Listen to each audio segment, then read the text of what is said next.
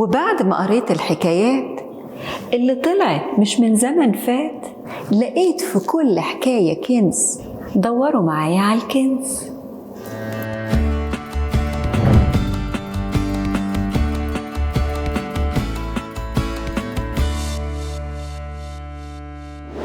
بعد ما لفيت في القارات وجريت في المطارات، عرفت هما ليه غنوا لها فيها حاجة حلوة.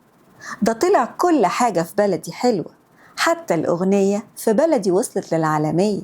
لما قابلت الخواجة في بلاد برة وقلت له أنا مصرية، ضحك وقال لي عارفها كويس. ده أنا مشيت في كل شوارعها وسمعت الأغنية ولسه فاكر رقصتها كمان. الأغنية اللي سمعتها في كل المحلات والناس كانت بتغنيها في كل مكان. وبعدين قال لي مش فاكر سنة كام. قوليلي هما لسه بيغنوها لحد دلوقتي؟ وبدأ يدندن ويرقص ويقول لي عارفة الأغنية؟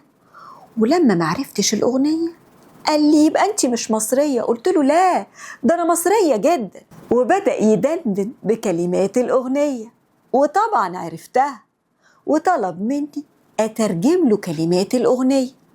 فتقمصت شخصية الدكتور الكرداني في عز شبابه وهو بيتكلم إنجليزي بمنتهى اللبقة والطلاقة اللي في الدنيا، ما هو أصله أستاذي.